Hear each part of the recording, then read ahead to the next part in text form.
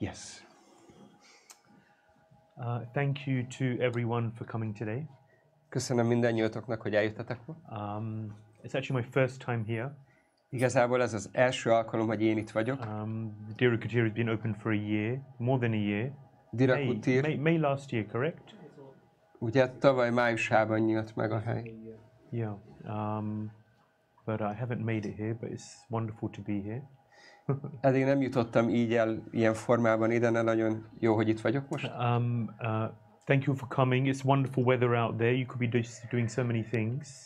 Köszönöm, hogy itt vagytok, olyan csodálatos kint az idő, hogy bármi mást is csinálhatnátok a helyet. So hopefully today will be interesting, engaging, thought-provoking. That's the idea. Remélem, hogy a mai este akkor érdekes lesz a számotokra.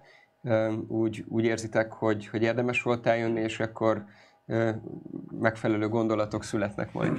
Just by way of introduction, as Guru Prabhu mentioned, my name is Ananda Chaitanya. I'm a monk, you can probably tell. Ahogy Guru Prabhu bemutatott, Ananda Chaitanyának hívnak, és egy szerzetes vagyok, amit lehet, hogy így meg is tudnátok magatoktól is mondani. You can probably also tell I'm from London. From my accent, you can probably tell. Akcentusomból akár arra is tudok következtetni, hogy Londonból származom. Actually, my parents are from India, but I was born in London. A szüleim Indiából származnak, de én már Londonban születtem. So I grew up reading and trying to understand the Bhagavad Gita and the Vedic teachings. Én úgy nőttem föl, hogy próbáltam olvasni a Bhagavad Gitát és megérteni a védikus tanításokat. And it was when I was at university that I really became serious about Krishna consciousness. És ez az egyetem idejében történt, amikor elkezdtem igazából komolyan venni a Krishna tudatot. I became a monk in London, spent 10 years there at one of our flagship temples, Bhaktivedanta Manor. Londonban váltam szerzetessé, 10 évet éltem ott, az egyik legkiemelkedőbb központunkban, a Bhaktivedanta Manorban. And then at a certain point I decided to move here to Budapest, Hungary. És az életem egy adott pontján úgy döntöttem, hogy ide költözök Magyarországra, Budapestre. And so I've been living here now for 7 years. It will be my 7th anniversary in a couple of months, actually. Néhány hónap múlva lesz 7 éve annak, hogy itt élek Magyarországon. They say time flies when you're having fun. Azt mondják, hogy az idő gyorsan repül, amikor jól érzed magad. So 7 years have definitely flown by. Szóval ez a 7 év, ez igazából nagyon gyorsan elrepült. Just one problem, I don't speak Hungarian yet. Egy problémám van, hogy még igazából nem beszélek magyarul. I can understand most of what I hear, but speaking is the final frontier. A legtöbb dolgot már úgy megértem, de a beszéd az egy igazi vízválasztó. The problem is when you're 40, sounding like a 4-year-old can be a bit of a problem, you know? Az a probléma, hogy amikor valaki 40 éves, de a beszéde egy 4 éveséhez hasonlít, akkor az egy kicsit problémás. But today we have an interesting theme for you. At least I always found it interesting. That's why I like to speak about it. A mai alkalommal egy nagyon érdekes témával jöttünk nektek. Legalábbis számomra mindig érdekes, és szerettem ezen gondolkozni. Who's here for the first time? Ki az, aki most van itt életében először? 1, 2, first time. Először. Okay, wonderful, very nice. And others have been here a few times before. Szóval nagyon jó, és akkor a többiek az azt jelenti, hogy már voltak itt néhány alkalommal. Okay. So the topic for today, as you can see, is what would you do if you had 24 hours left to live? Ugye a téma, amiről ma szó lesz, az ez, hogy mit kezdenél akkor, hogyha 24 óra lenne hátra az életedből. I'm sure many of you, if not all of you, have asked yourself this question or a similar question before. Biztos vagyok benne, hogy sokan közületek ezt a kérdést, vagy ehhez hasonló kérdést már feltettetek magatoknak korábban. Yeah, we're going to enter into this theme, into this topic a little today. That's the idea. És ebbe a témába fogunk a mai este során egy kicsit jobban belépni, vagy bepillantani. These sessions are really, and this Dhíra kutir is really like a haven, an oasis. Ez a hely, ez a program, ez a Dhíra kutir igazából olyan, mint egy oázis. When I walked in here, you know, I was in the city, we came, and when I walked in here, there's a certain peace and a calm here. I don't know if you feel it, I felt it. Nem tudom, mennyire érzitek, de ugye jöttünk át a városon autóval, és amikor beléptem ide, akkor beéreztem ennek a helynek ezt a nyugalmát, vagy ezt a békességét. Life these days, especially in a city like Budapest, is going at 100 miles an hour, or 100 kilometers an hour, should we say. Az élet manapság, főleg egy ilyen nagyvárosban, mint Budapesten, 100 km/h sebességgel szágult. Yeah, there's so much going on, so many pressures, so many things to do. Annyi minden történik, annyi fajta nyomás van, annyi teendő van. So many pressures and pulls in different directions. Annyiféle nyomás és húzóerő, amik különböző irányokba húznak bennünket. And there's so much information coming in through the eyes, through the ears, through the nose. És annyi információ bombáz bennünket a szemünkön, az orrunkon, a fülünkön keresztül. Through the phone. A telefonunkon keresztül. Yeah. Information overload. Információs túltöltés. There's so much going on in today's world, it's difficult just to stop and think. Annyi minden történik a mai világban, hogy nagyon nehéz csak így kicsit megállni és elkezdeni gondolkozni. But how important it is just to stop and think about life. De mennyire kiemelten fontos csak úgy megállni és átgondolni az életet. So these sessions and this place, one of the main functions it plays is to give you a place to really stop and think about life a little deeper. Ez a hely, ez kifejezetten arra a célra van, hogy lehetőségetek legyen egy kicsit így megállni és elgondolkozni magáról az életről egy kicsit mélyebb módon. To process your experiences. Hogy fel tudjátok dolgozni a tapasztalataitokat. And to make sure that where you're heading is where you really want to be heading. És hogy meg tudjatok győződni arról, hogy az, ahova éppen tartotok, az valóban az, ahova szeretnétek eljutni. One of the other talks that I've done a number of times is going nowhere fast. Egy másik előadás, amit szoktam tartani, egy másik téma, amiről szoktam beszélni, annak az a címe, hogy nagyon gyorsan haladni egy olyan cél felé, ami nem létezik. Yeah. And life can be like that sometimes. I don't know where I'm going. I don't quite know what I'm doing, but it's going fast. És az élet is lehet sokszor ilyen, hogy igazából nem tudom, hogy hova tartok, nem tudom, hogy mit csinálok, de nagyon gyorsan megyek. The Vedic literatures, the Bhagavad Gita, which you've heard about, I'm sure. Who's heard of the Bhagavad Gita? Ki az, aki közületek hallott már a Bhagavad Gitáról? Yeah. So most of you have heard of the Bhagavad Gita. If you don't have one, then I believe you can get one. Legtöbben már hallottatok, hogy ha valakinek nincs, akkor a program végén lehet belőle kapni. So the Bhagavad Gita is the handbook for life in the Vedic tradition. A védikus tradíció szerint a Bhagavad Gita az egyfajta kézikönyv az élethez. It gives fundamental insights into life, the universe, and the human experience here. Alapvető tudást nyújt a számunkra az életről, az univerzumról és arról a tapasztalatról, amiben a léleknek itt része van. And to really live here in this world and find deeper meaning and have a deeper experience. Mit jelent élni ebben a világban, de találni egy mélyebb tapasztalatot, egy mélyebb értelmet? And then the graduate text to that is the Srímad-Bhágavatam, which you'll see here. És 12 books. A Bhagavad Gitának a folytatása, vagy a haladó verziója, az a Srímad-Bhágavatam, ami 12 könyvből áll, az egy sorozat. And it's interesting, it explains that we are in an age called the Kali Yuga. Who's heard of the Kali Yuga? És nagyon érdekes, beszél arról, hogy most egy olyan korszakban vagyunk, amit Kali Yugának neveznek ki, az, aki hallott már róla. And one of the main qualities of this age is that we are always disturbed. És az egyik tulajdonság ennek a korszaknak az az, hogy mi mindig folyamatosan zavart állapotban vagyunk. So to keep the mind fixed on one topic for more than 10 seconds these days is very difficult. Szóval napjainkban az elménket 10 másodpercnél tovább egy adott témán tartani, ez nagyon nehéz. So this is what we're dealing with. So these sessions are really to help us to hone into focus, to understand ourselves and to chart our progress. Szóval ezek az előadások vagy programok kifejezetten ezt a célt szolgálják, hogy segítsenek fókuszálni a tudatunkat, és segítsenek abba, hogy a fejlődésünket meg tudjuk jobban érteni. So when we think about this question, what would you do if you had 24 hours left to live? Szóval, ha elgondolkozunk ezen a kérdésen, hogy mit tennénk akkor, hogyha 24 óra lenne hátra az életünkből. Then of course the first thing that comes to people's minds often is death. És persze az első dolog, ami embereknek eszébe jut, az a halál. And who likes to speak about death? És ki az, aki szeret beszélni a halálról? I guess we like to speak about death a little bit. You know? Azt hiszem, mi kicsit szeretünk erről a témáról beszélni. But actually this question is just as much about life as it is about death. De azt hiszem, hogy ez a kérdés legalább annyira szól az életről, mint a halálról. So a few years ago we went to Budapest, into the city. Néhány évvel ezelőtt bementünk Budapest belvárosába. And we asked this question to lots of different people. És különböző embereknek feltettük ezt a kérdést. And it's really interesting just to see, without any preparation, random people on the street, what do they say to this question? És nagyon érdekes ezt látni, hogy véletlenszerű találkozás emberekkel, akkor amikor nincsenek felkészülve, csak valamit mondani kell erre a kérdésre, akkor miket válaszolnak. So I'm just going to ask that video, and we're just going to show that video very quickly. Szóval van egy rövid videónk erről, amit szeretnénk megmutatni. It's a few minutes. Néhány perc.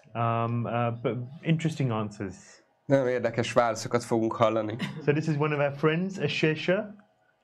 Ő az egyik barátunk, Ashesha. And yeah, let's see what the people of Budapest have to say.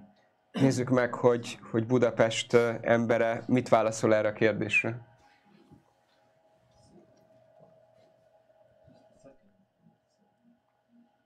Az utca emberét kérdezzük a halál kérdéséről, méghozzá arról, hogy mit tenne, mit csinálna, hogy tölteni az utolsó 24 óráját.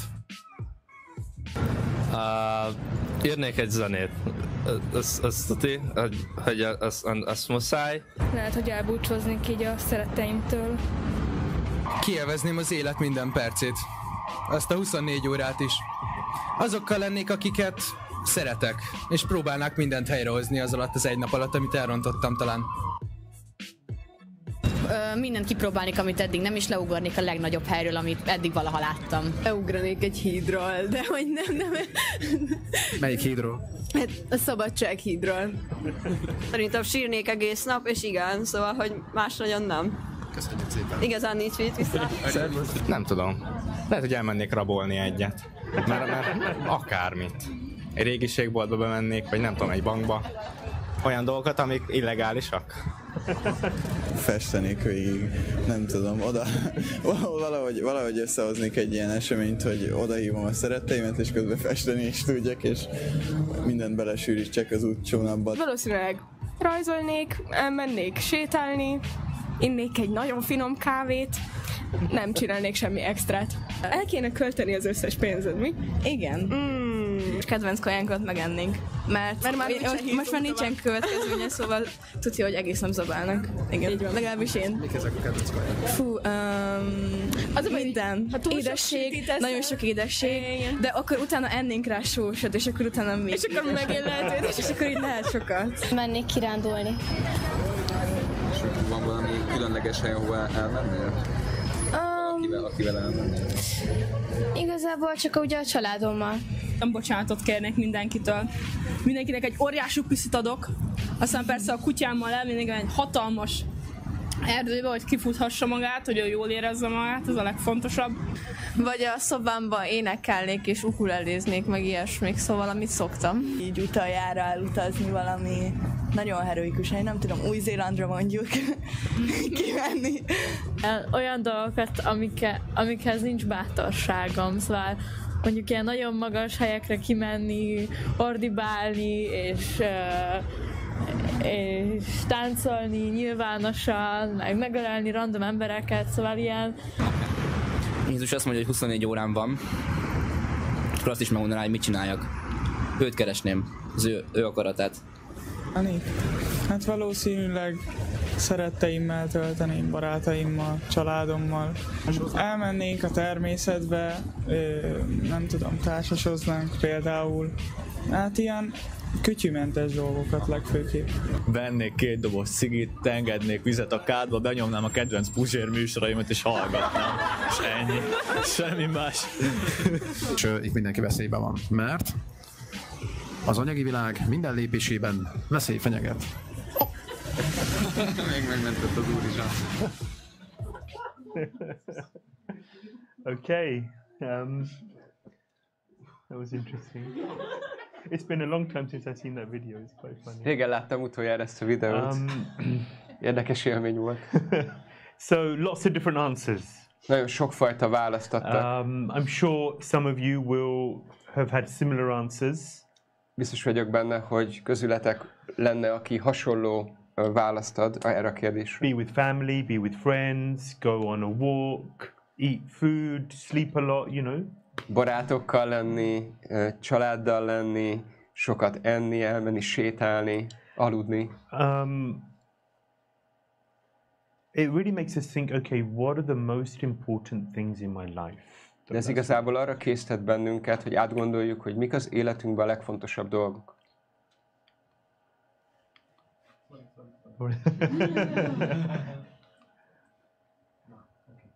Okay. Not okay. Okay. A question for you. What have you done in the last 24 hours? Egy kérdés a számotokra, mit csináltatok az elmúlt 24 órában? We could do this in groups, maybe we can do it individually just to save time. Lehet, hogy így az idő miatt akkor ezt egyénileg fogjuk megcsinálni. I just want you to think about 3 people that you've met in the past 24 hours.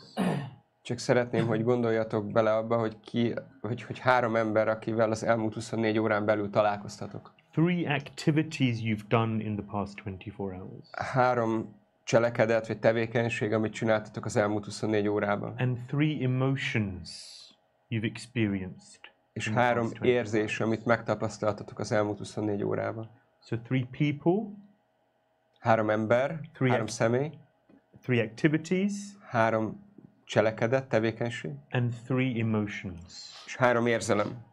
You can write them down if it helps on your phone or something. Ha szeretnétek, akkor le tudjátok írni akár a telefonotokba, hogyha az segít. And then we'll ask, you know, for you to share some of your thoughts, whatever you're comfortable. És akkor lehet, hogy megkérünk majd valakit, hogy ossza meg, aki úgy érzi, hogy szeretné megosztani, akkor elmondhatja. We'll give you a couple of minutes, 2 minutes to. Adunk erre 2 percet.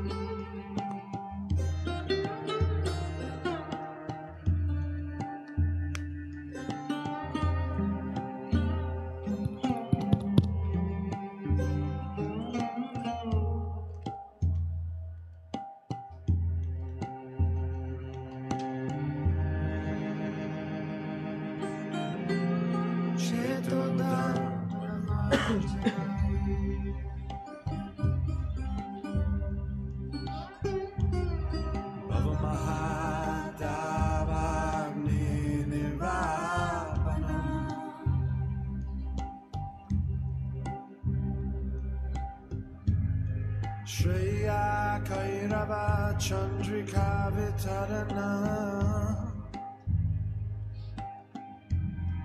Vidyavadu Jeevana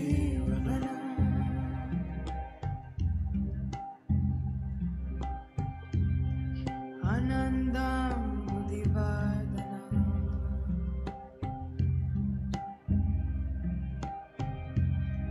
Patipadam Pranamrita Swadana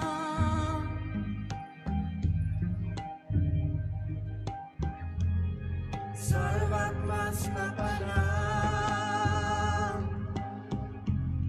Sarvatma Snapana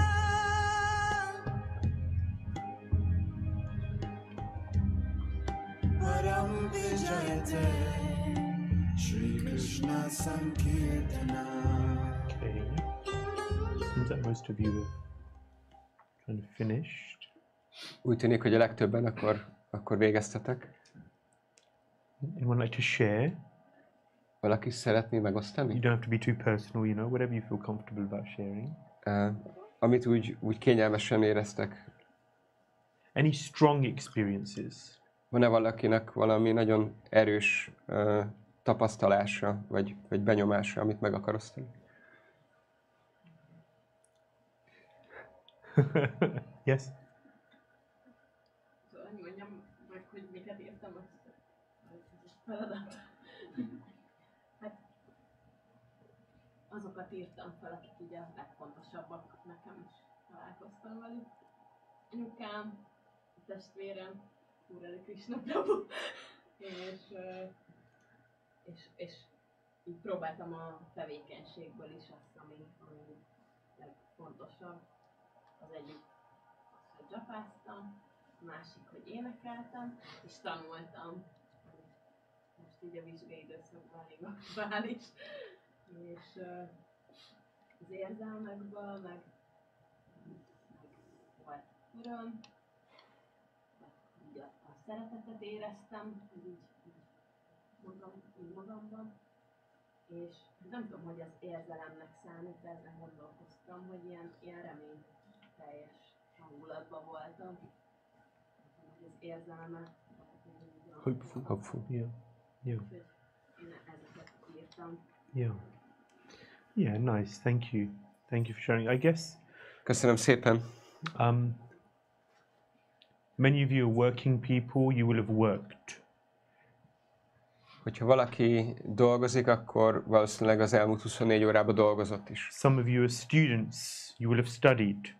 Hogyha vannak közöttetek diákok, akkor ti tanultatok. This term is over. Is term over now? Vége van már a szemeszternek? Anyway, you know, so many duties which we have in life. Annyiféle kötelezettségünk van az életben. So many things we have to do. Annyi dolog, amit meg kell tennünk. The question is, if you had just 24 hours left to live, how much of the last 24 hours would you replicate in the next 24 hours? A kérdés az az, hogy ha már csak 24 óra lenne hátra az életedből, akkor az elmúlt 24 órából mi az, amit megismételnél a fennmaradó 24 órában? If the last 24 hours, if now in the next 24 hours, those were the last 24 hours of your life, they would be more important. They would seem more important. So if the next 24, so compared to the last 24 hours, the next 24 hours, if it was your last, it would seem more important. They would be more important. Mondhatod. A fő kérdés az, hogy mennyi mindent ismételnél meg az elmúlt 24 órádról abban a tudatban, hogy már csak 24 órád van hátra. Jó. Mert azok a dolgok, amik igazán fontosak, azok ilyenkor előkerülnének. És hogy mennyi minden tűnne igazán fontosnak abból, amit az előző 24-ben tettél. Fontosabb, hogy amit az előző 24 órában csináltam, fontosabbnak tűnne, mint hogy az előző 24 órában csináltam, fontosabbnak tűnne, az a következő 24 órában. A hátralévő 24 órát fontossá teszi azt, hogy ez az utolsó 24 óra. Igen, átgondoltam. A maradék 24 lenne hirtelen nagyon fontos. So our perception of time would change. Az időről való felfogásunk az megváltozna. If it's your last 24 hours, the way you see that time is very different to if it's just another 24 hours. Hogyha az a 24 óra az utolsó 24 óra, akkor az idő felfogása az nagyon más ahhoz képest, mint amikor csak 24 óráról beszélünk. They say that you should live every day like it was your last. Azt mondják, hogy minden napot úgy kell élnünk, mint hogyha az lenne az utolsó. You should really value every moment you have. Az embernek nagyon értékelnie kell minden pillanatot, ami csak a rendelkezésére áll. Of course, there are some practical difficulties of living every day like it was your last. Some people say they'd rob a bank, you know, or something. Persze van ennek gyakorlati nehézsége, amikor azt mondjuk, hogy élj úgy, mint hogyha az lenne az utolsó 24, hogy kirabolni egy bankot, vagy valami ilyesmi, amit emberek mondtak. Or you know, the lady who said she'd eat sweet and then eat some salty and then go back and eat some more sweet, you know. She did that every day, she'd probably, you know, have problems. Ugye ez a hölgy, aki mondta, hogy akkor először édeset enne, aztán sósat, utána megint édeset, hogyha minden nap ezt ismételni, akkor valószínűleg súly problémái lennének. But the real topic is that if you have limited time left, then you really value that time. De a lényeg az az, hogy ha az embernek korlátozott idő áll a rendelkezésére, akkor nagyon értékeli ezt az időt. How much do we really value our time? That's the question. A kérdés az az, hogy mi mennyire értékeljük valójában az időnket. How much do we really consider how we use our time in our life? Hogy mennyire vagyunk tudatosak arról, hogy hogyan használjuk az életünkben a rendelkezésre álló időt. Because death can come anytime. Mert a halál bármely pillanatban jöhet. I was just looking into who died in 2022.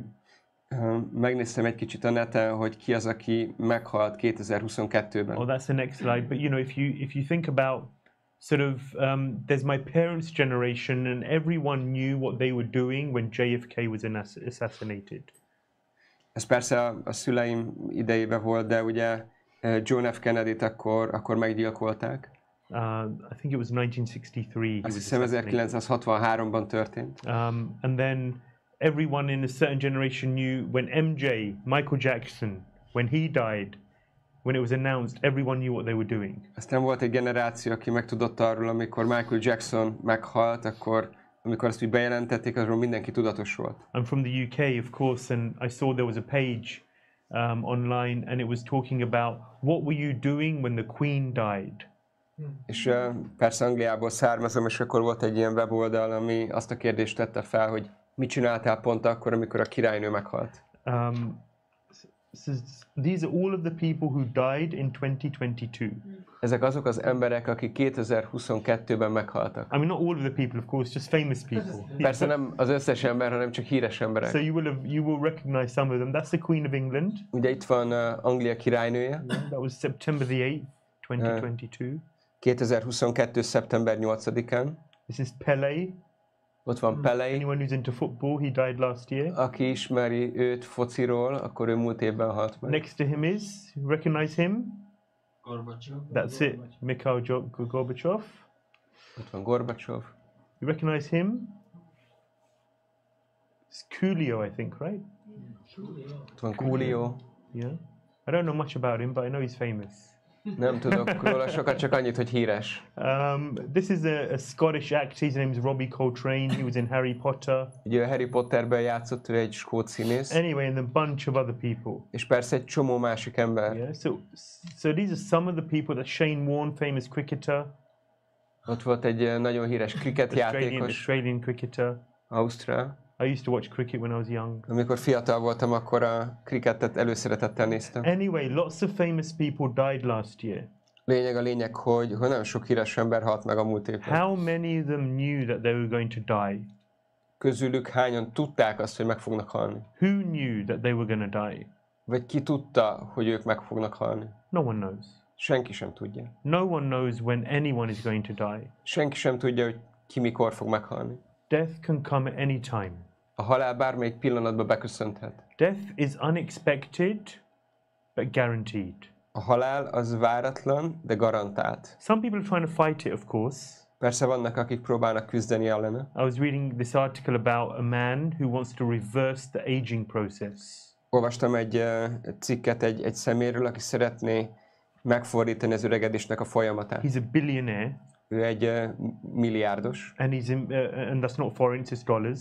Ez ugye akkor nem forintban milliárdos, hanem dollárban. And he's constantly got pipes coming out of him and tests going on and so on, because they're just monitoring his body and trying to reverse the process of aging. And he's employed so many scientists to do it. És nagyon sok tudóst foglal le abban, hogy akkor így tanulmányozzák az öregedését, és egy csomó ilyen cső lóg ki belőle, meg így folyamatos ilyen vizsgálatoknak veti alá magát. He's about 60 years old, but his skin looks like a 20-year-old because he's had his skin replaced. 60 éves, de úgy néz ki az arca, mint hogyha 20 éves lenne, mert így kicserélték a bőrét. And he's spending tens of millions of dollars to try and reverse the aging process. És milliókat költ arra, hogy megfordítsa az öregedésnek a folyamatát. Walt Disney, you know, the guy who designed Disney cartoons. A Walt Disney, biztos hallottatok már róla, ugye, aki a Disney rajzfilmeknek az atya. Very rich man. Nagyon gazdag ember volt. So when he knew, okay, he's in his final years, he employed many scientists of the day. Amikor tudta, hogy az élete utolsó időszakában van, akkor nagyon sok tudóst alkalmazott. And he said, keep my body in cold storage. És mondta, hogy tartsátok a testemet hidegben, hűtőben. And he said he gave them an unlimited supply of money, research, and find out how to bring a dead man back to life. és végtelen mennyiségű pénzt adott nekik, és mondta nekik, hogy kutassátok, és találjátok meg, hogy egy halott embert hogy lehet visszahozni az élők And sorába. when you find the solution, then bring me back to life. És amikor megtaláljátok a megoldást, akkor hozzatok vissza az életbe. So for years, the scientists were doing all sorts of research and getting paid for it and so on. És éveken keresztül akkor a tudósok mindenfajta kísérletet hajtottak végre, és nagyon sok pénzt kaptak érte. But it wasn't working. De nem tudtak rájönni. Eventually the family saw the fortune that they were supposed to inherit. It was going down, down, down, down. És végül a család látta, hogy a vagyon hogy csökken egyre kisebb, és hogy lesz egyre kisebb, amit igazából neki kellett volna örökölniük. So they decided that it was time to take Walt Disney out of cold storage and give him a proper funeral. És akkor eldöntötték, hogy akkor eljött az ideje annak, hogy Walt Disneyt akkor kivegyék a hűtőből, és egy megfelelő temetést biztosítsanak a számára. And make sure that their inheritance didn't turn to zero. Hogy meggyőződjenek arról, hogy az örökségük akkor nem válik nullává. So there's this theme of, you know, they also have the Holy Grail. És aztán persze van ez a Szent Grálnak a története. Yeah, so the Holy Grail, that there's some substance, and you can drink this substance, and it will give you immortality. Szóval, hogy van egy ilyen dolog, hogy akkor van valami anyag, amit hogyha megiszol, akkor az halhatatlansággal áld meg téged. And there's been so many searches to find the Holy Grail. És annyi kutatás volt, hogy megtalálják a Szent Grált. Cartoons. Peter Pan. You know Peter Pan? Pan Peter? Pan Péter? Yeah. Vannak mesefilmek, Pan Péter. Yeah, so when I was younger I used to see Peter Pan, watch Peter Pan. Amikor fiatal voltam, akkor ezt néztem. And he was called the boy who never gets old. Úgy hívták őt, hogy az a fiú, aki sosem öregszik meg. Yeah, this is born of the human species' fascination with staying young. Ez abból az elképzelésből, vagy az emberi lénynek abból a fantazmagóriából születik, hogy neki nem szabad megöregednie. Not getting old. Ne öregedjünk meg. And not having to die. Hogy ne kelljen megöregedni, és ne kelljen meghalni. But it's a cartoon, unfortunately. De sajnos ez csak egy mesefilm. It's not reality. Ez nem valóság. The reality is that we all get old. A valóság az, hogy mindannyian megöregszünk. We all have to face disease. És mindannyiunknak szembe kell nézni betegségekkel. And at a certain point, sooner or later, and of course we all prefer later, we'll all have to die. És végül előbb vagy utóbb, aztán persze mindannyian arra vágyunk, hogy utóbb legyen, akkor meg kell halnunk. So the Vedic literatures, they don't keep us in illusion. A védikus irodalom nem tart bennünket illúzióban. And they very clearly say, okay, this is the reality of life in this material world. Nagyon világosan elmondják, hogy ez a valóság az anyagi világban, erről szól az élet. This is what life is about. It's something we have to deal with. It is guaranteed. Egy olyan valóság, ami garantált, és amivel nekünk meg kell birkoznunk az életünkben. Some sages who dedicate their lives to self-realization. Bizonyos bölcsek, akik az önmegvalósításnak szentelték az életüket. In India, and still they do this some. Indiában, és ezt még manapság is csinálják néhányan. In the past more. A múltban többen csinálták. They would go to crematorium. So in India, mainly people are cremated rather than buried. Akkor elmentek krematóriumokba, halott égetőkbe. Ugye Indiában leginkább égetik a halottokat, nem eltemetik őket. And they would just sit there all day for days upon end, just watching bodies going up in smoke. Fire. És akkor napokon keresztül ezek a bölcsek vagy szentek ott ültek a halott égetőnél, és azt nézték, ahogy a halott testek füstté válnak. Why would you do that? Miért csinálna ilyet az ember? You know, they're thinking people. Gondolkozó emberek. Because they just want to come to terms with this idea that just like these people, their bodies, which I'm so attached to, are will go up in smoke, turn to ashes. My body will be the same at some point. Mert szembesülni akarnak annak a tényével, hogy az a test, amiben ők vannak, és amihez ők annyira ragaszkodnak, egy napon ugyanúgy füsté fog válni. So it's a reality that we all have to live with. Ez egy olyan valóság, amivel mindannyiunknak együtt kell élnünk. But it's a positive because if something is guaranteed, if we know what the situation is, then at least we can prepare for it. De ez egy olyan dolog, hogyha tudjuk, hogy biztosan meg fog történni, akkor garancia van rá, akkor igazából tudunk rá felkészülni, tudunk rá készülni. So death is a final exam, they say. Azt mondják, hogy a halál az egy záróvizsga. In some traditions they call it Judgment Day.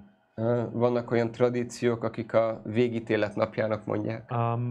But we can prepare, meaning really the point is, and I said that this topic, okay, I've talked enough about death, I'm going to speak about life now, because that's really what I want to speak about today. Szóval eleget beszéltem most már halálról, inkább az életről fogok beszélni, hiszen inkább az életről beszélek, ez a mai fő téma. How do I really live my life? That's really the question here. A kérdés itt igazából az, hogy hogyan tudom igazából jól élni az életemet. How do I really prioritize in my life? Hogyan tudok fontossági sorrendet jól felállítani az életemben? How do I engage my time? Hogyan tudom megfelelően kihasználni az időmet? How do I plan? Hogyan tervezzek? Who has a 5-year plan? Ki az, akinek van egy 5 éves terve?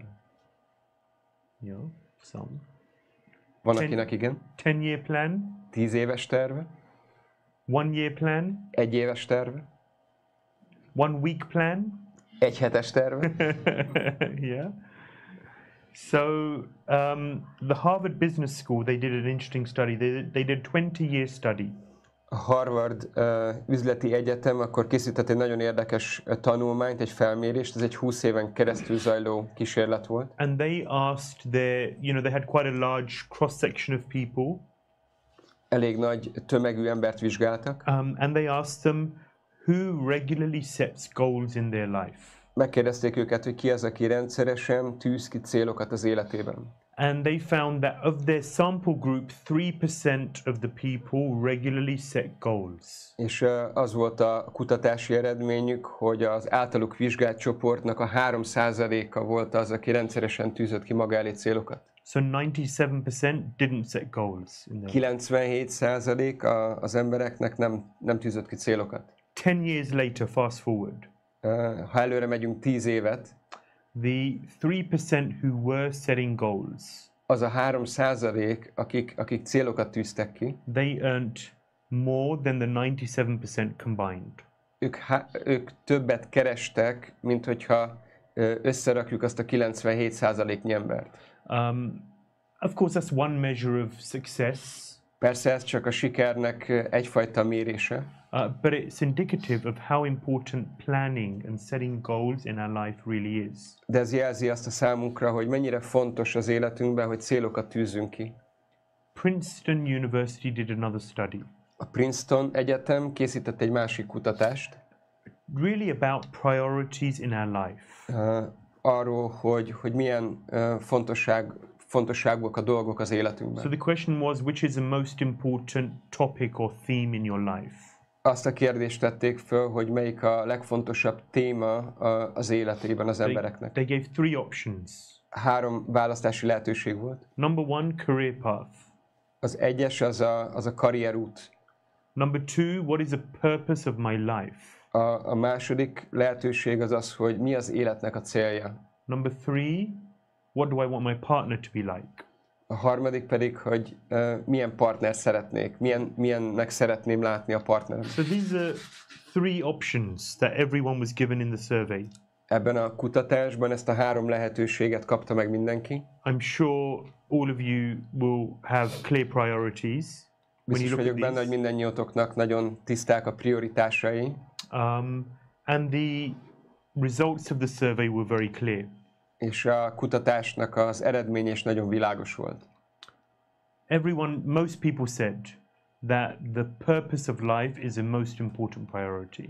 A legtöbben azt mondták, hogy az élet célja az a legfontosabb prioritás az életükben. Then career path. Aztán ott volt a karrierút. And third, partner. És a harmadik volt a társ vagy a partner. It's not to say that the partner is not important, but of the 3, this was the priority list. Ez nem azt jelenti, hogy a partner nem fontos, de közül a 3 közül ez volt a prioritási sorrend. Yeah, so people were really thinking that okay, most important thing in my life is what is my purpose. Szóval nagyon sokan azt gondolták, hogy a legfontosabb dolog az életemben, hogy mi a létemnek a célja. Who feels they have a purpose in life? Ki az, aki azt érzi, hogy van egy célja az A életének? clear purpose. Egy világos célja. A very clear goal that they are looking to achieve in their life. Egy nagyon világos cél, amit el fognak érni az életükben. Yeah. Okay, nice. So around half. Ez jó, körülbelül a fele. When I was at university, I was thinking about this question. Amikor egyetemre jártam, én is gondolkoztam ezen a kérdésen. What is the goal of my life? Mi az életemnek a célja? And when I thought about it, what I'd been fed by society, by friends, by family, it was get a good education, get a high-paid job, get a big house, and have a family. És ugye a társadalom, a család, a barátok mind azt sugallták, vagy azt mondták nekem, hogy tanuljak jól, legyen egy jól fizető munkám, legyen sok pénzem, legyen egy nagy házam és egy családom.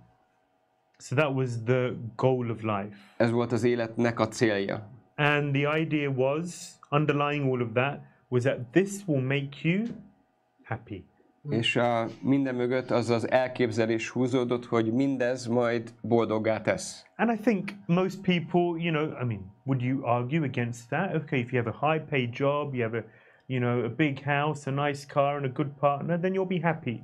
És hát ezzel úgy kivitatkozna, hogy igen, az embernek van egy baromi jól fizető állása, egy nagy háza, egy jó partnere, egy nagy autója, akkor nyilván ez boldogságot ad. I had my doubts. De bennem voltak kétségek. And the more I experienced life and observed people around me, the more the doubts increased. És minél inkább tanulmányoztam, vagy érzékeltem a körülöttem lévő embereket, és figyeltem az életet, akkor ezek a kétségek egyre jobban erősödtek bennem. And then I went to work. Aztán elkezdtem dolgozni. I was working in a bank. Bankban dolgoztam. It was investment banking, so not in a high street bank, but in an investment bank. Ez egy ilyen befektetési bank volt, nem egy ilyen utcáról besétálós bank, hanem egy ilyen befektetési dolog. I was trading. Kereskedtem. I just had a friend who a couple of months ago he lost in 3 days he lost $40 million. Van egy barátom, akivel úgy együtt voltunk, és nem olyan rég, 3 nap alatt $14 millió veszített. And then he spent 2 months working 18 hours Monday to Friday, and then on the weekend some too, trying to make it back. És utána pedig 2 hónapon keresztül napi 18 órát dolgozott, hétfőtől péntekig volt egy hétvégén is, hogy ezt valahogy visszacsinálja, visszakeresse. We have this phrase in English, he was pulling his hair out. Angolul van egy ilyen mondásuk, hogy így tépkedte a haját. But he doesn't have any hair left. De már úgy nincs haja. He's my age, but he doesn't have any hair left because he's so stressed. Olyan idős, mint én vagyok, de nincs már haja, mert már annyi kihullott a stressz. I actually do have hair, but you know, anyway. Nekem van, de én meg borotválom. So anyway, so I was working in this environment and I saw people who had good educations. Szóval ebben a környezetben dolgoztam, és láttam, hogy vannak emberek, akik nagyon jó oktatásban részesültek. They were being paid millions of pounds. Több millió fontot kerestek. They had big houses, fast cars and nice partners. Nagy kocsi, vagy gyors autóik voltak, nagy házuk és szép feleségük, vagy szép partnerük. Or maybe many partners. Vagy at the sok same time. partnerük egy időben. And I looked at them. És néztem őket, figyeltem őket. I have the image of my boss. He was the head of the desk. Ugye ott van a főnökömről egy ilyen kép a fejemben, ő volt ott a góré. His name, maybe I shouldn't say his name anyway. Lehet, hogy a nevét nem kéne mondanom. His name was Nobby Clark. And, így hívták. He had all of these things. És mindezek a dolgok megvoltak neki. He had everything I had been taught to aspire for in life. Mindenem megvolt, amiről nekem azt mondták, hogy arra kell törekedni az életben, hogy az meglegyen. But he was miserable. De szörnyen érezte magát. He had stress lines like ditches in his forehead.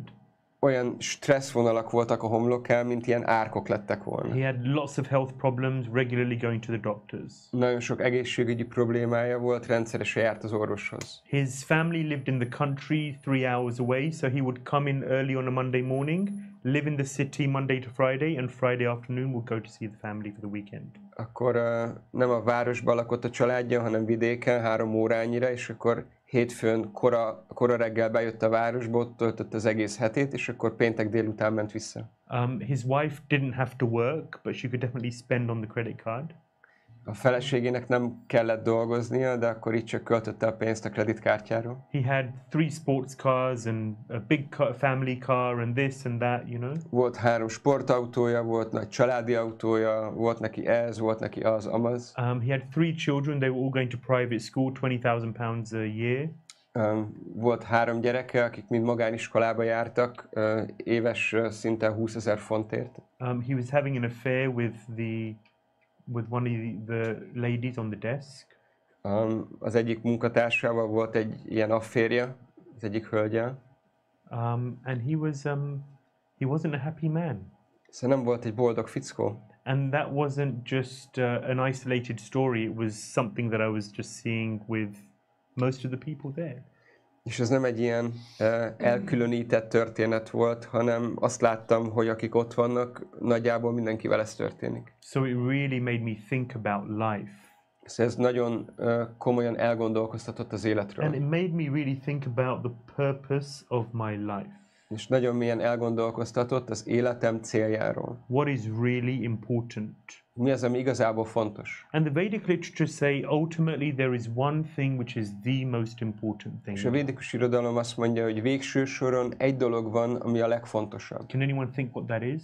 Valaki tudna mondani valamit, hogy mi lehet az? Valakinek van ötlete? Any guess? Tipje. Traveling towards the ultimate home. Traveling towards the ultimate home. Utazás a végső otthonunk felé. Even simpler than that. Akár még valami, ami ennél egyszerűbb.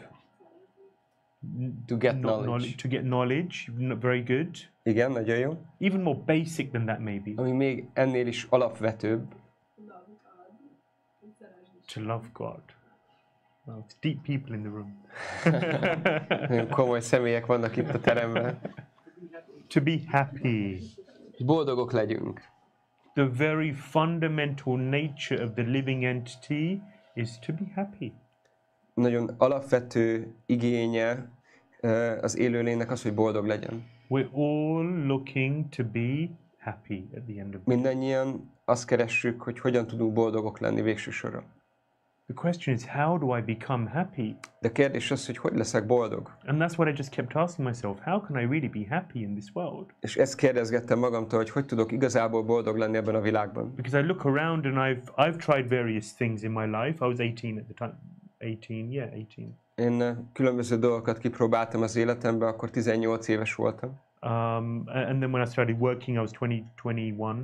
Amikor elkezdtem dolgozni, akkor 21 voltam. And of course it was a kind of progression and evolution of consciousness over that time. Persze az alatt az idő alatt akkor a tudatomnak volt egyfajta iránya vagy evolúciója. But the question is ultimately, how can I really be happy? De a végső kérdés az az, hogy tudok igazából boldog lenni. And I think that's a question which we all have to answer for ourselves.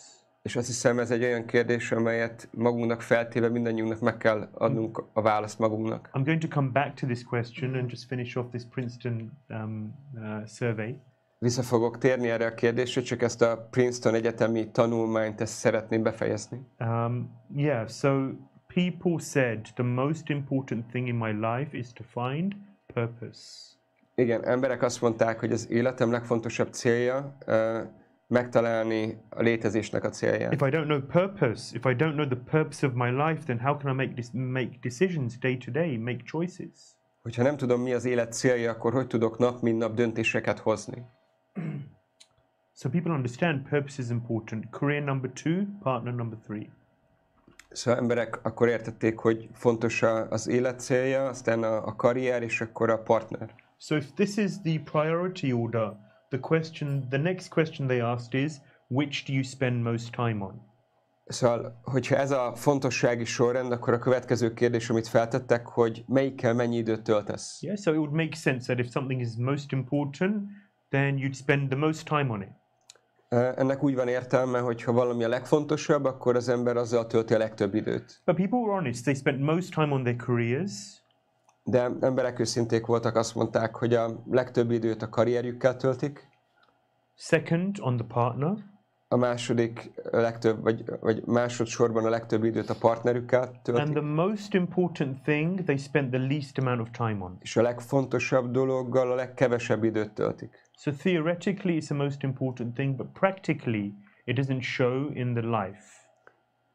Elméleti szempontból ez a legfontosabb dolog, de gyakorlati szempontból ez nem mutatkozik meg abban, hogy mennyi időt töltenek vele. And what this study was really showing or explaining or emphasizing was that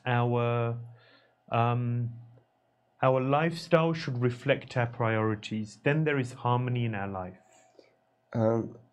A tanulmány igazából arra próbált rámutatni, hogy a prioritásaink, vagy a fontosság az életünkben akkor kell, hogy tükröződjön abban, hogy mennyi időt fordítunk ezekre a dolgokra, mert akkor leszünk harmóniában az életünkben. Because life gets so busy, so hectic, it can just sweep you up.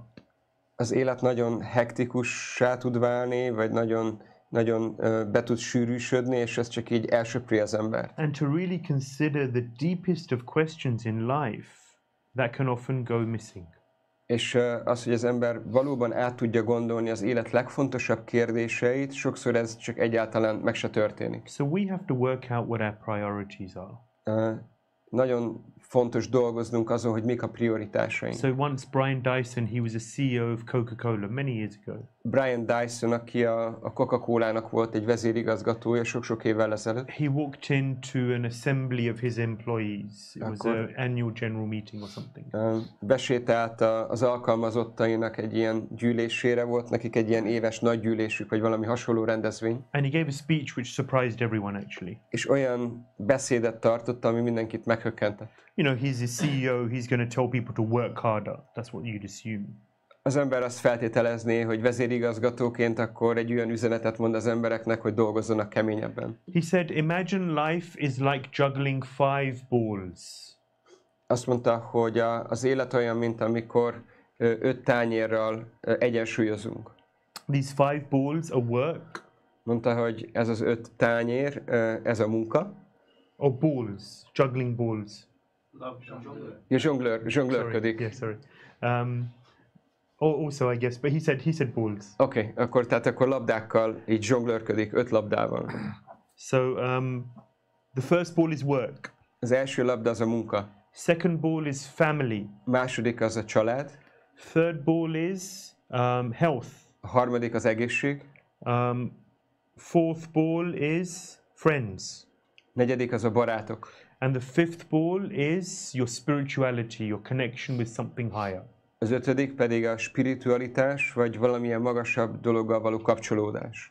He said you're juggling these 5 balls in your life. And life is like a juggling act, we say. You know? Mondta, hogy ezt az 5 dolgot egyensúlyozod, vagy ezekkel zsonglőrködsz az életedben. Az élet olyan, mint egy zsonglőrködés. Who's juggling these 5 balls?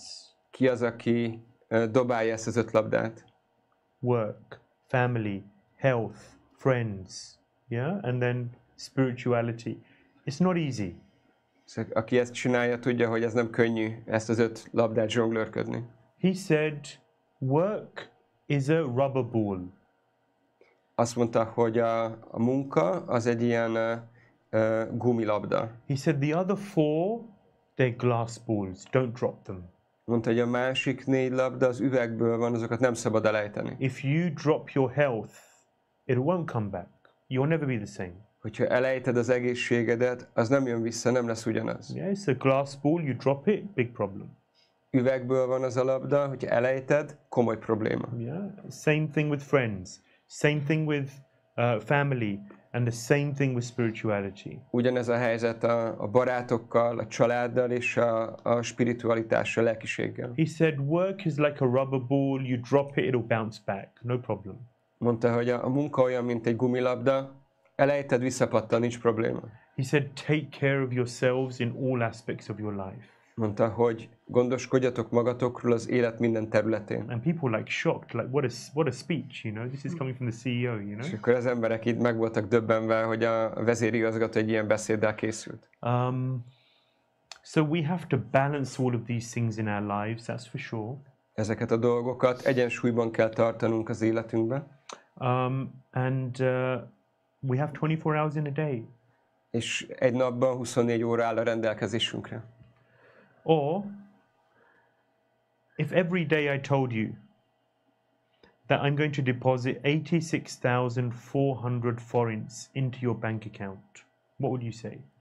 Vagy hogyha azt mondanám nektek, hogy minden egyes nap elhelyezek 86.400 forintot a bankszámlátokon, akkor mit mondanátok? Not bad, right? Az nem rossz, abban már meg lehetne élni. It's not per month. It's every day. 86,400 forints in your bank account every day. Ez nem havonta, hanem ez minden nap. 86.400 forint a bankszámlán minden egyes nap. Not bad, right? Nem túl rossz, ugye? Who's earning this money? No, I won't answer. It's too personal. Every day we are receiving 86,400 seconds in our life. Mindannyian, minden nap 86.400 másodpercet kapunk az életünkben. Yes, 24 times 60 times 60. Yeah. Ugye ez 24-szer 60-szor 60. Yeah, 86,400 seconds are being deposited into your daily time balance. Not bank balance, time balance. 86.400 másodperc van elhelyezve minden nap az idő számlánkon. Every day is a chance to grow, to develop. Minden nap az egy lehetőség arra, hogy fejlődjünk, hogy többé váljunk. We have to really consider how we use the time in our lives. Komolyan át kell gondolnunk, meg kell fontolnunk, hogy hogyan használjuk ki az életünkben az időt. I'm going to go a little quicker because I also want to open up for questions. Még egy pár dolgot fogok gyorsan mondani, mert szeretnék időt adni kérdés-válaszra is. But I think the point that I'm trying to make here is that we have to value life. De itt a lényeg, amire ki akarjuk lyukadni, az, hogy értékelnünk kell az életet. Don't let life blow you away, take you away with it. Ne engedjétek, hogy az élet az csak így elrepüljön. We have to consider what is the meaning of life. Meg kell gondolnunk, át kell gondolnunk, hogy mi az életnek a célja. We have to know what the purpose of our life is. Tudnunk kell, hogy mi az emberi életünknek a célja. And if our goal, our common goal is to be happy, then we really have to consider deeply what does it mean to be happy. És hogyha a közös célunk az, hogy boldogok legyünk, akkor ezt nagyon mélyen meg kell fontolnunk, hogy mit jelent boldognak lenni. What do I really want to achieve in my life? Mi az, amit igazából el akarok érni az életemben? Yeah, and I just wanted to go back. I kind of already started this. What would a monk do? What would I do? És ezt már úgy korábban úgy belekezdtem ebbe, de ugye a kérdés az én esetemben, hogy egy szerzetes mit csinálna ebben a helyzetben. So as I looked at life and experienced things more, I saw people who had everything that I was aspiring to have, but they didn't have what I really wanted, real happiness. Szóval amikor ott voltam az életemben és körbenéztem, akkor láttam, hogy vannak olyan emberek, akik mindennel rendelkeznek, amire én akkor még csak vágytam vagy törekedtem, de rájöttem arra, hogy amit én szeretnék, az a valódi boldogság. And I looked at the emptiness of the world that we're living in so many ways.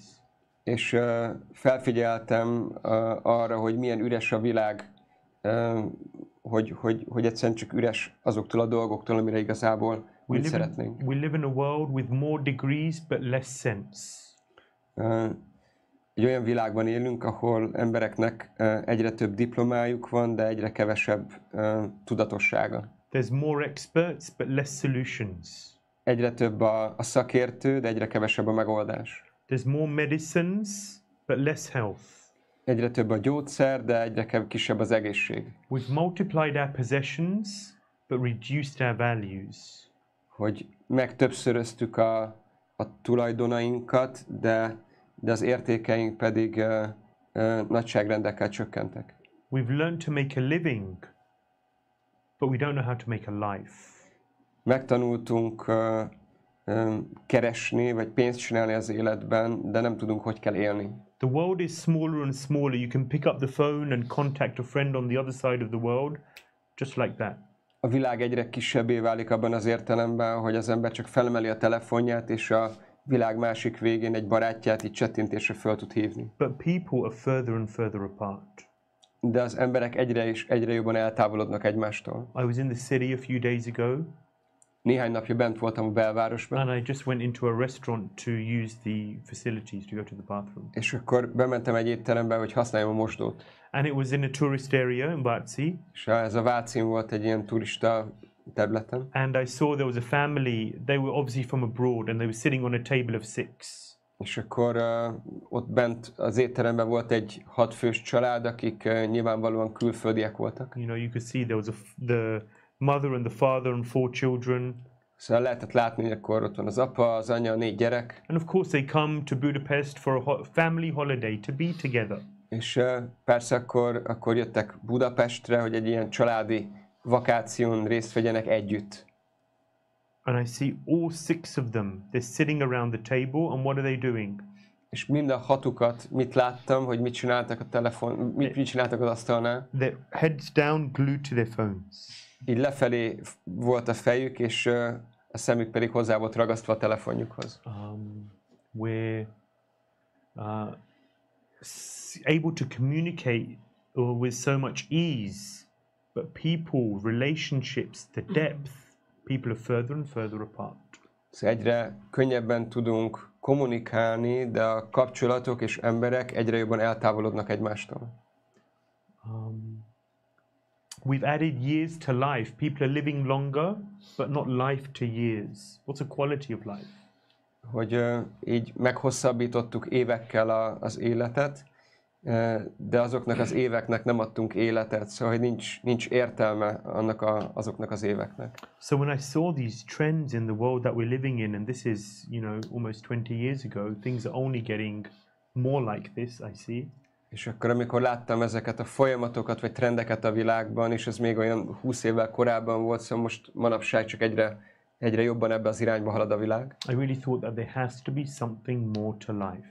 Azon gondolkoztam, hogy biztos, hogy kell, hogy valami többről szóljon az élet. There must be something deeper, something more meaningful, something more substantial. Kell, hogy legyen valami, ami ennél mélyebb, ami ennél sokkal megfoghatóbb, ami sokkal substanciálisabb. There must be some way by which I can find a deeper, more long-lasting happiness in my heart. Biztos van valami módszer vagy folyamat, amivel sokkal hosszabban tartó, mélyebb boldogságot tudok érezni a szívemben.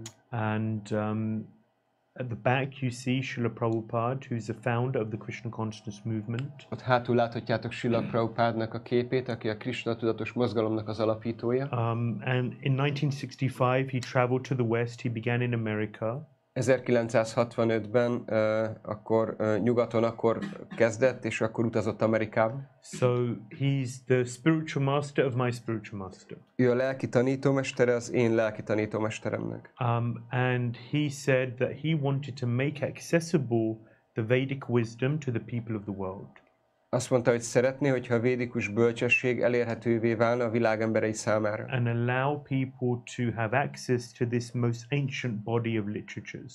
És szeretné azt, hogy az embereknek legyen hozzáférése ehhez a könyvekhez, amik a bölcsességek tárházai. And like I said, the first question they say is that the nature of the living entity is to question why. És mondja, hogy az élőlénynek az alaptermészete, hogy felteszi a kérdéseket, hogy miért. Or more like the human form of life allows us to ask this question, why? Inkább úgy mondom, hogy az emberi életforma lehetővé teszi, hogy feltegyük ezt a kérdést, hogy miért. A cat, a dog, a donkey, an elephant, they don't have the facility to ask why.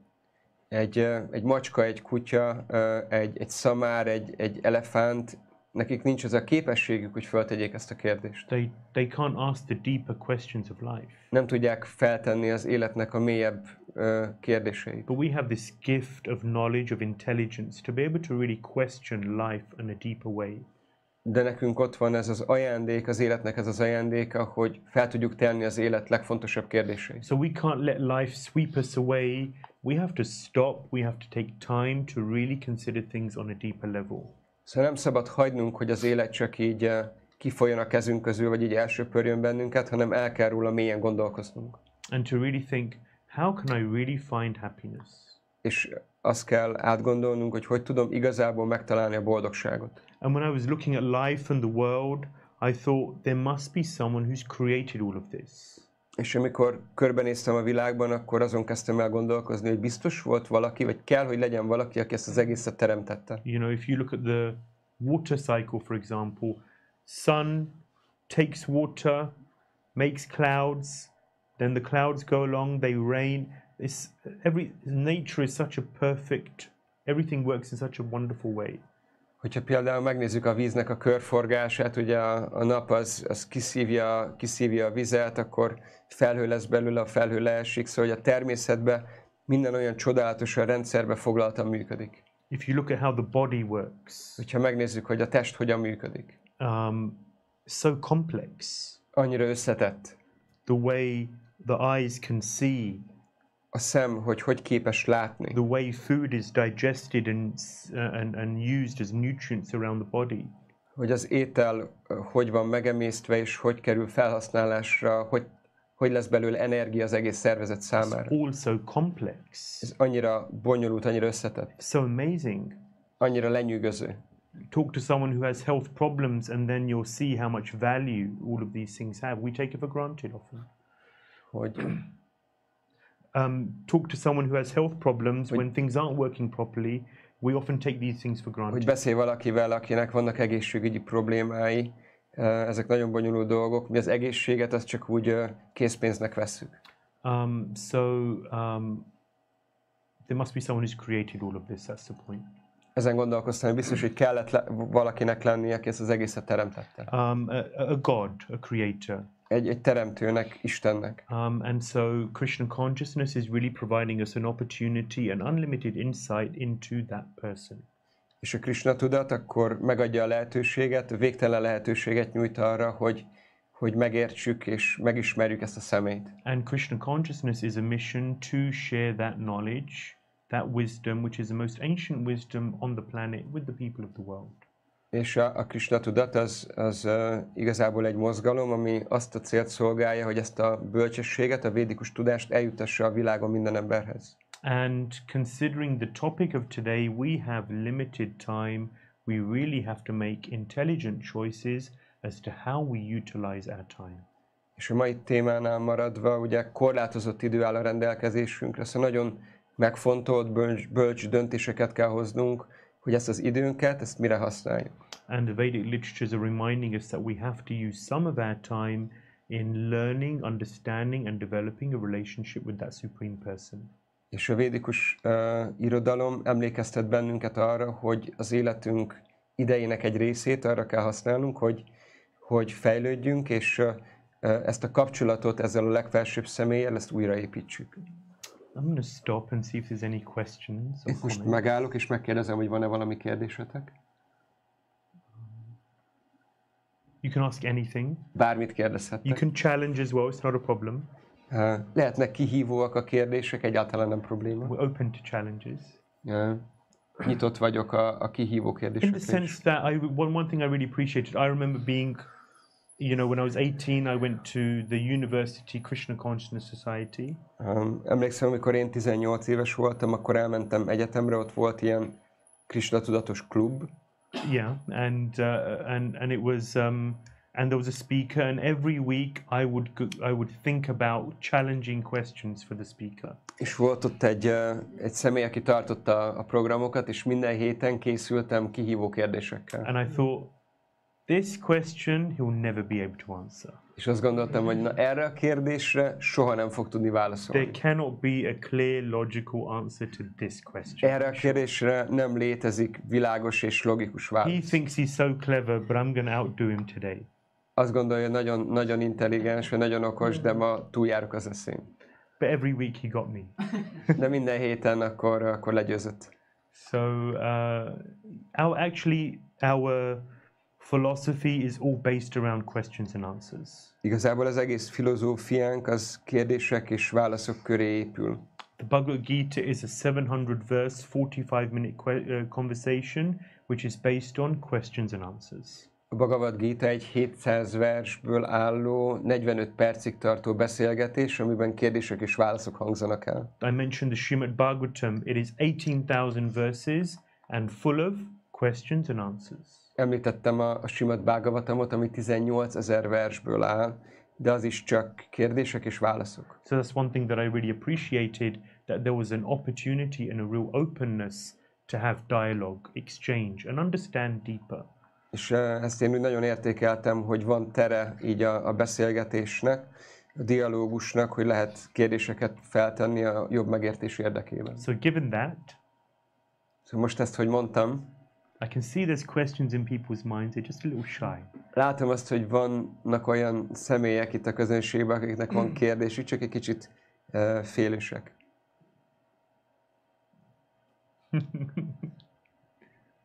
What was the turning point for you? Mi volt a fordulópont a számodra? I guess I think there were two turning points.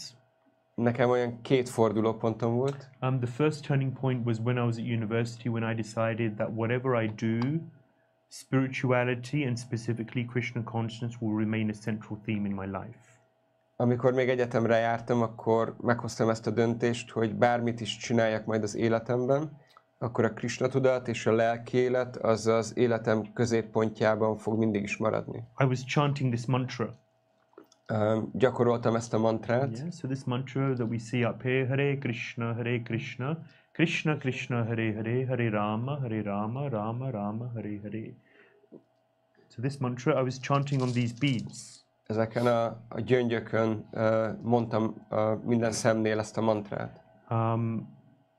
And I wasn't very attentive overall. Végül nem voltam annyira figyelmes ebben. But one evening I was alone and I found a period of attentiveness.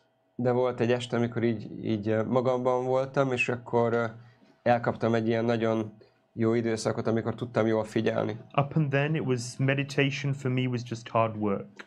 Addig számomra a meditáció az csak kemény munka volt. But something that they said is good for you. De egy olyan dolog, amiről mások azt mondták, hogy ez jót tesz neked.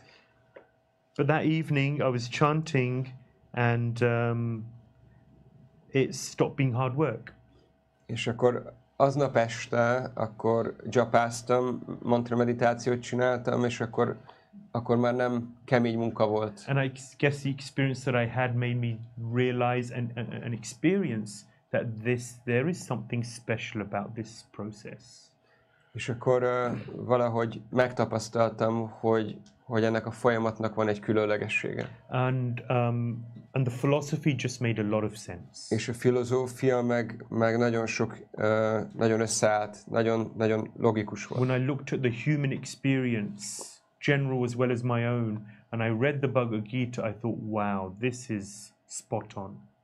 Amikor vizsgáltam az emberi tapasztalatot, és néztem a Bhagavad Gitának a filozófiáját, akkor gondoltam, hogy fú, ez nagyon ott van. So that was the first experience, I guess. I decided this is what I want to be a central theme in my life. So ez volt azt hiszem az első ilyen fordulópont, amikor ezt így eldöntöttem, hogy akarom, hogy a lelki élet az életem középpontjában legyen. And then fast forward 3 or 4 years, I was in the working world. És hogyha előre megyünk 3-4 évet az időben, akkor már a munka világában voltam. And like I described, I was surrounded by people, and the only reason anyone becomes a banker is for the money. És ahogy ecseteltem, akkor ilyen személyekkel voltam körbevéve, és nyilván azért lesz valaki bankár, mert a pénz miatt. It's not for job satisfaction. Ez nem a munkából fakadó elégedettségérzés miatt. And it was such an empty environment. Egy olyan üres közeg volt. People were very materialistic. Emberek nagyon materialisták voltak. And blinded by the material pursuits. És az anyagi törekvéseik teljesen megvakították őket. They weren't happy people.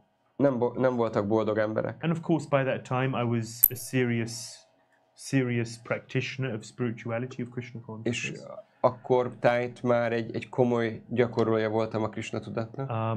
But I thought I don't want to spend the next 40 years of my life in this kind of an environment. De én azt gondoltam, hogy nem akarom az életem következő 40 évét egy ilyen környezetbe vagy közegbe leélni. I have to chase something deeper in my life. Nekem muszáj üldöznöm, vagy muszáj utána járnom valami mélyebb dolognak az életemben. I met monks. I'd stayed at the temple a few times. Néhány alkalommal a templomban voltam, találkoztam szerzetesekkel. And I thought this knowledge, this wisdom is so wonderful. I want to be a part of sharing this with others. És azt gondoltam, hogy ez a tudás, ez a bölcsesség, ez annyira csodálatos, hogy azt szeretném, hogy ezt meg tudjam osztani másokkal. And I wanted to be in an environment where I can spend time with like-minded people. És szerettem volna egy olyan környezetben lenni, ahol időt tudok együtt tölteni olyanokkal, akik hasonló módon gondolkoznak. And I want to do something meaningful to make the world a better place. És hogy tudok csinálni valami tényleges dolgot, amivel jobbá teszem a világot. I've received such a great gift, and I want to give it to others. Olyan csodálatos ajándékot kaptam, amit szeretnék megosztani másokkal. So those are some of the motivations and meditations that inspired me to become a monk. Szóval ez volt néhány gondolat, meditáció, inspiráció, ami arra késztetett, hogy szerzetes legyek. Of course, it felt like the whole world was against the idea, including my parents. Persze eleinte olyan érzés volt, hogy az egész világ ellene van ennek a döntésnek, a szüleimet is beleértve. My parents' reaction was it's a difficult thing for them to understand. Ugye a szülőknek mondjuk egy ilyen döntést elég nehéz úgy megérteniük, elfogadni. Son that they'd invested so much in and supported all his life to get a good education and get a good job and have everything in life suddenly wants to become a saffron-robed, wearing a bedsheet and war paint on his head. Szóval, hogy itt van valaki, akit egész életében támogattak, és meggyőződtek arról, hogy jó oktatása van, sok pénze, jó állása, minden a rendelkezésére áll a világban, és ehelyett akkor lettem egy ilyen narancssárga lepedőbe öltözött szerzetes, akinek ilyen festés van az orrán. But now they see that I'm happy, so they're happy for me. De most már látják, hogy boldog vagyok, szóval akkor ők is boldogok. Because that's what it's all about, right? Mert igazából erről szól, nem? Anyone else? Yes. Valaki más? Te mit csinálnál az utolsó 24 órádban? What would you do? Yeah. I'm a monk, of course. Szerzetes vagyok. So this is a monk's answer. Ez egy ilyen szerzetesi válasz. I guess I didn't really answer the question, did I? Not directly anyway. Ugye, igazából nem rájöttem, hogy nem is válaszoltam meg közvetlenül ezt a kérdést. First of all, there are a few people who have really made a huge difference in my life. Először is van néhány olyan személy az életemben, akik nagyon nagy változást idéztek elő az életemben. So I have a lot of gratitude in my heart to them. Szóval nagyon sok hálát érzek a szívemben irántuk. So I'd either see them or call them, whatever's practical. 24 hours isn't long. Szóval 24 óra az nem túl hosszú idő, szóval akkor valakit személyesen látogatnék meg, valakit fölhívnék telefonon. And I'm inspired by the story which Gautam mentioned at the beginning from the Srímad-Bhágavatam. It's a king. És inspirál ez a történet, amit én mondtam a legelején, a Srímad-Bhágavatamnak egy történetem, egy királyról szól. He has 7 days left to live. Neki 7 napja van hátra. So he goes to a great sage of great learning.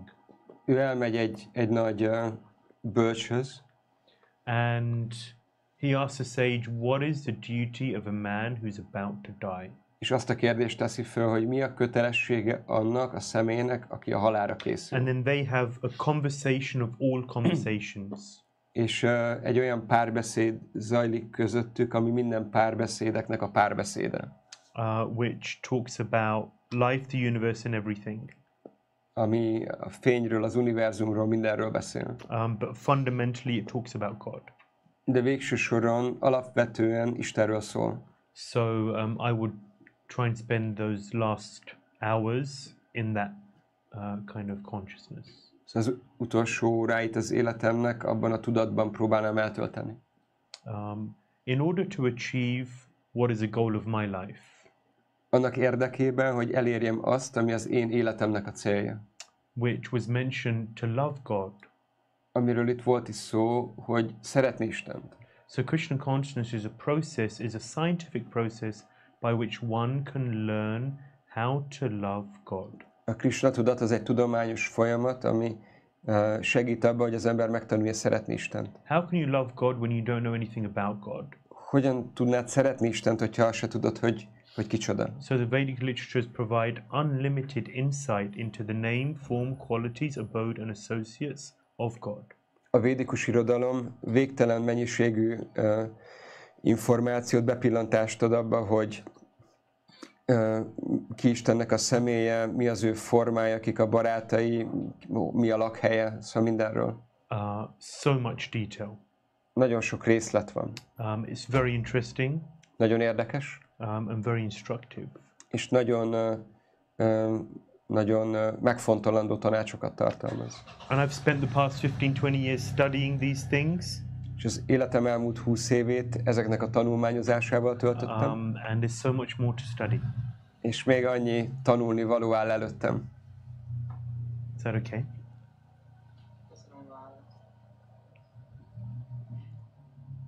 Yes. You said. Where are you from? I'm from Hungary. Where you are? Okay. You said if you rub the glass ball, the spirit of glass ball, then you can't pick up again. But I don't understand this that much. I mean, in the Christians, they Brian say, Dyson said it, so it wasn't me, but I was just quoting it. But yeah. in the Christians, they say if you atheist, you still can reach to God. So I don't understand. If you drop the glass, why you still why can I understand. I understand. No worries. I understand the question. Hogy ugye volt arról szó, hogy az 5 labda közül az egyik a spiritualitás, és hogy az is üvegből van, és hogyha az ember elejti, de hogy igen, hogy ez most tényleg üvegből van-e? I think Brian Dyson's point was one of priorities. Azt hiszem, hogy itt Brian Dyson, amire rá akart mutatni, azok inkább a életünknek a prioritásai. He was making the point, take care of your health, take care of your family, take care of your friends, take care of your spirituality. Ő azt akarta hangsúlyozni, hogy ezekről a dolgokról igazából gondoskodjunk az életünkbe. Család, egészség, barátok, spiritualitás. And of course the idea is that if you're healthy and nourished in these areas, then you'll be able to do your job better as well. És persze az egész mögött az is ott van, hogyha az ember ezeken a területein az életének egészséges vagy jól van, akkor jobban is fog tudni dolgozni. But his point is nourish yourself in all areas of your life. De a lényegi mondani valója az volt, hogy táplálnunk kell magunkat az élet minden területén. Do not neglect your inner self, your spirituality. Ne hanyagoljuk el a belső énünket, a spiritualitásunkat. Because that gives a deeper experience and a deeper reason to live. Mert az ad egy mélyebb tapasztalást és egy mélyebb okot az élethez. We need something. We need a clear purpose in life. Kell valami nekünk, kell, hogy legyen egy világos cél az életünkben. Something which transcends everything else. Egy olyan dolog, ami átível mindenek fölött, vagy ami felülír mindent. Is that good? Yeah. Ez így választó? One more question before Valakinek we close? még egy kérdés? What's been the biggest teaching or realization you learned in life? It's a big question. Ez egy nagy kérdés. Many. Sok.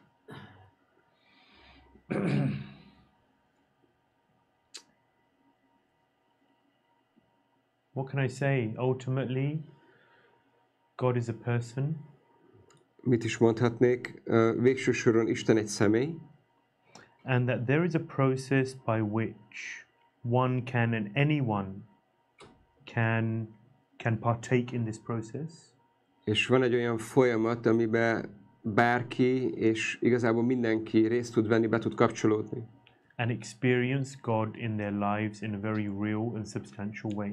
és meg tudja tapasztalni Istent az életében egy nagyon valóságos és kézzelfogható módon. So Krishna consciousness is a scientific experiment. A Krishna tudat az egy tudományos kísérlet. Means there is a hypothesis.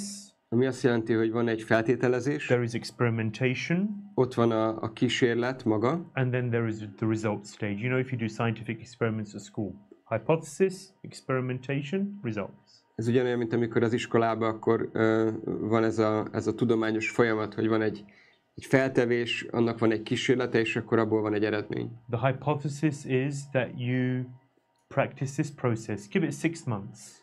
A hipotézis, feltételezés az, hogy az ember mondjuk 6 hónapig gyakorolja ezt a folyamatot. Spend time with devotees. Tölts együtt időt baktákkal. Read some of the books, understand the philosophy. Olvasd el a néhány könyvet, próbáld megérteni a filozófiát. Hear this mantra. Hogy itt van ez a mantra. Hear the mantra. Halld a mantrát. And eat wonderful food, prasadam, which is offered to God. Enni finom ételeket, prasádamot, ami Istennek lett felajánlva. That's the experimentation. Ez a kísérlet része.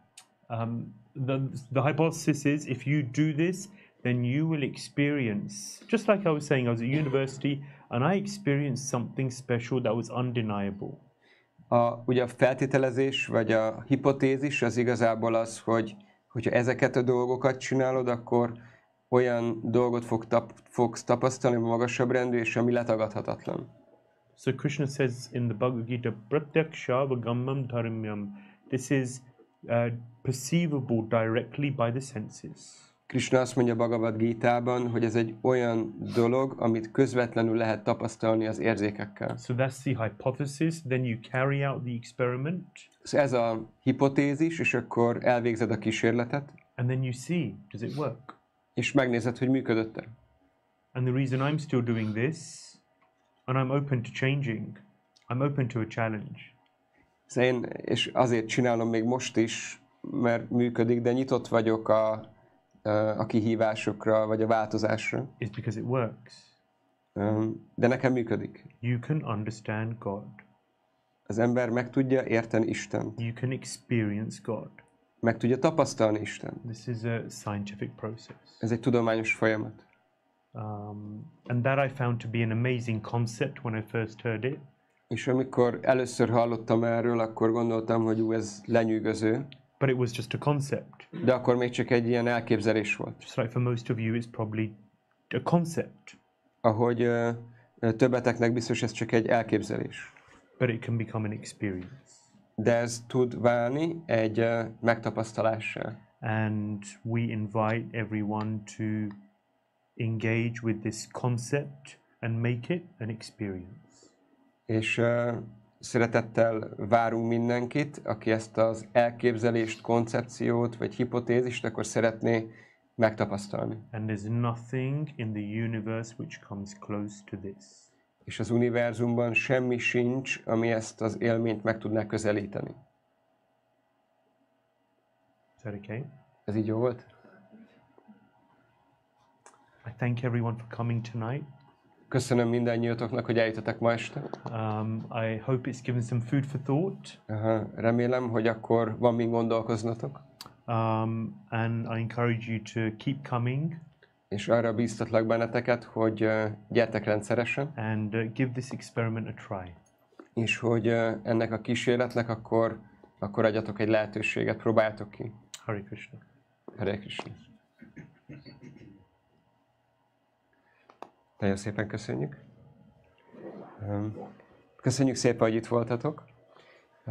Most van 3:48, még egy bő fél órát, 3 órát még itt vagyunk. Hogyha van kedvetek még beszélgetni, van bármilyen kérdésetek, amit még akár privátban feltennétek, akkor mindannyian itt vagyunk. És nagyon sok szeretettel várunk benneteket jövő héten is. Egy amerikai származású lelkitanítómester érkezik majd hozzánk, aki közel 40 éve gyakorolja a bhakti jogának a folyamatát. Neki volt közvetlen kapcsolata George Harrisonnal is. George Harrison ugye a Beatlesnek az egyik tagja, aki szintén Krishna hívő volt, azt a helyet, amit Ananda Chaitanya Prabhu mondott, a Bhaktivedanta Manort, ami ott van London mellett, az George Harrison adományozta a Krishna Tudat nemzetközi szervezetének, Srila Prabhupádnak. Szóval a jövő heti előadás szintén nagyon különleges lesz, valamint most pénteken akkor lesz még egy extra programunk. Péntekenként mantra meditációs estet szoktunk tartani, amit Kirtan Jamnek hívunk. Kirtan éneklést jelent, hangszerekkel kísérve, ezt a Hare Krishna mantrát szoktuk énekelni, és szintén egy amerikai származású lelki tanítómester jön, aki Srila Prabhupádnak a közvetlen tanítványa. Niranjana Swami Maharaj, úgy hívják, és ő fog énekelni. Hogyha van kedvetek, akkor 18 órától akkor várunk benneteket szeretettel most pénteken, valamint jövő hét szerdán. És akkor jön egy kis édesség, fogadjátok szeretettel, kis limonádé. Aki szeretne könyveket, akkor vannak könyveink. És aki először van itt, ajándékkönyv, igen. Okay. Szóval még egyszer köszönjük, hogy itt voltatok, további szép estét. És akkor... Még egyszer, mikor lesz ez az amerikai előadás? Az előadás az minden héten szerdán van, 18 órától. Az éneklés, a mantra meditációs, és ez pedig péntekenként, ugyanúgy 18 órakor. És valószínűleg egyébként pénteken is lesz valamennyi előadás rész, mert ezzel fog beszélni ő is egy picit. És pénteken is biztos egy pár szót fog azért majd mondani magáról a mantráról, a meditációról. Ugye ez egy nagyon különleges folyamat. Még egyszer köszönöm, szép estét, és akkor érezzétek jól magatokat a továbbiakban is.